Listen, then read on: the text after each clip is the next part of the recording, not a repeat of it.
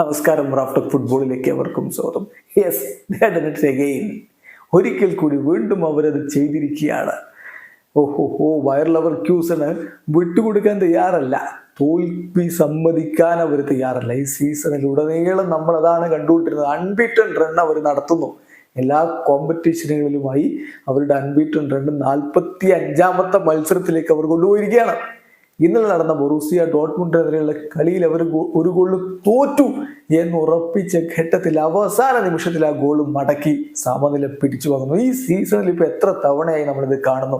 90 മിനിറ്റിന് ശേഷം സമനില ഗോൾ, അതിനുശേഷം വിജയ ഗോൾ ഒക്കെ നേടിക്കൊണ്ട് സാബി അലോൺസോയും സംഘവും വിസ്മയിപ്പിക്കുന്ന തുടരുകയാണ്. ഏതായാലും ഓൾറെഡി അവർ ബൂണ്ടസ് ലീഗയിൽ ജേതാക്കളായി കഴിഞ്ഞു. ഇപ്പം ഇന്നലെ നടന്ന ബൂണ്ടസ് ലീഗ മത്സരത്തിൽ ബൊറൂസിയ ഡോർട്ട്മുണ്ടിനെതിരെ ലെവർക്യൂസൻ ആദ്യ പകുതിയിൽ ഗോൾ രഹിതമായ മത്സരം 81ാമത്തെ മിനിറ്റില് ഫോൾക്രുഗിന്റെ ആ ഒരു ഗോളിലൂടെ ലെവർക്യൂസൻ പുറകിൽ പോകുന്നു. അതായത് ഡോർട്ട്മുണ്ട് ലീഡ് എടുക്കുന്നു. ആ ഗോളിന് തോറ്റു എന്ന് ഉറപ്പിച്ചതാണ്. പക്ഷേ ഇഞ്ചുറി ടൈമിൽ 90 മിനിറ്റ് കഴിഞ്ഞിട്ട് 7 മിനിറ്റ് ഇഞ്ചുറി ടൈമിന് പ്രായമായ സമയത്താണ് സ്റ്റാനിസിച്ചിന്റെ ഗോൾ. ആ ഗോളിലൂടെ ലെവർക്യൂസൻ മത്സരം സമനിലയാക്കി മാറ്റി.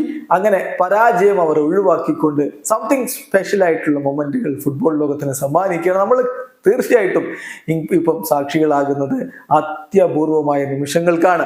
സീസൺ അവസാനിക്കാറായി. ഇതുവരെ ഒരു കോമ്പറ്റീഷനിലും, ബൂണ്ടസ് ലീഗിൽ മാത്രമല്ല ഒരു കോമ്പറ്റീഷനിലും അവർ തോൽവി അറിഞ്ഞിട്ടില്ല എന്നുള്ളതാണ് പ്രധാനപ്പെട്ട കാര്യം. 30 കളികളിൽ നിന്ന് 80 പോയിന്റുമായിട്ട് ലെവർക്യൂസന് ബൂണ്ടസ് ലീഗിലെ രാജാക്കന്മാരായി വിരാജിക്കുകയാണ്. അവർ കിരീടം നേരത്തെ ഉറപ്പാക്കിയതാണല്ലോ. വീഡിയോ അവസാനിക്കുന്നു. ഫുട്ബോൾ ലോകത്തെ കൂടുതൽ വിശേഷങ്ങളുമായി റാഫ്റ്റോക്സ് എടുത്താം.